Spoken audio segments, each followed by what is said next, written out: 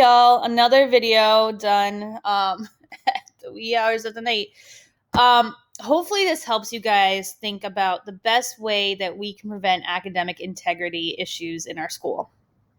So this is just a small bite, quizzes. Now,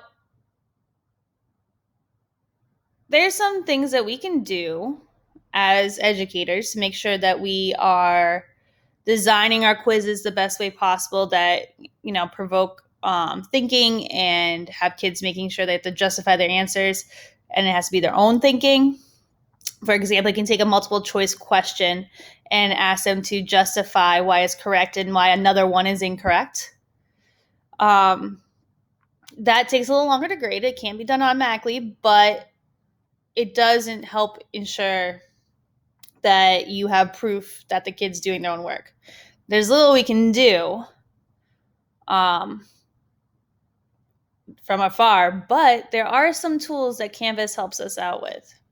The first thing is, this video is not going to show you how to do it, but we can make question banks. These question banks can be of the same standard, and since we're using half our curriculum, we can put more questions into these banks and shuffle them around. So not every kid gets the same question for the same standard that they're working on. The second thing we can do is go through these settings. So basically, I'm editing a quiz, and I can choose from all these different types of quiz types. So if I go with graded quiz, I can choose which one I'm going to pick, which assignment, that means which process or product grade does it go into. And I have all these options. Lord, please choose shuffle answers. I think this is one of the main things we can do. That means that A is not the same A for my friend down the street. This is a beautiful thing. So they can't go, number 6 is A. Time limit. Be careful of, extended time.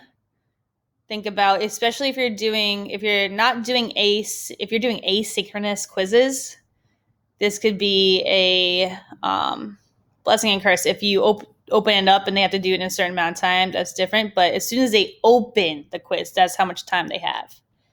So it's not like setting the time window. If you want to set the time window, you go down here and you tell the times that it's available from. That's another tool. Don't leave it open from March until February. Keep it tight around the time that you really want them to do it. All right. So say 60 minutes. All right. Allow multiple attempts. If this is an important quiz that you don't want other kids knowing about or sharing or taking screenshots of, multiple attempts, I really wouldn't. That's not, but if this is a quiz that I'm not necessarily grading for that to see how well they know, and I want them to learn from the process, yeah.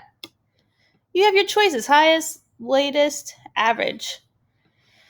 You can also decide how many attempts you want them to do. But if you're afraid of cheating, unclick. If you want kids to get feedback on the quiz, you should let them see their answers if they're correct or incorrect. That's more of a formative situation, a process situation. If this is test security is important for this particular one, right? You need to make sure you get feedback to that kid in a different way other than the automatic grader for Canvas. You need to grade it by hand then. But if you want to let them see, you can. You can decide how often. So if I'm going this is a midterm or something, probably not going to let them see them as they go along. Show one question at a time. I love this for so many reasons. But the other problem is lock the questions after answering. You got to decide, is that kid going to be allowed to go back to that question? Are they not? This would have drove me nuts as a test taker. I like to go back and forth. However, if I was prepared and I had some practice with it, I could learn to live with it. I mean, this is the way that we take our exams now as adults. So just make sure that it's very clear and the kids have practice either way of what you decide. This is the most secure way of doing it. Do not let them go back and do not listen to one question at a time if that is your main concern. If you want kids to be able to problem solve and go back, unlock it. You can also have a password. And you can have a password for every different section. So again, if this is an important assignment, assign a password for each section. They get it when you release it. We are not filtering IP addresses because we do not know children's IP addresses, which would be creepy. This would be if they were taking it at school and we want to make sure that somebody from outside of school could not take it for them. So, unclick. And there you go. There's the options, some pros and cons.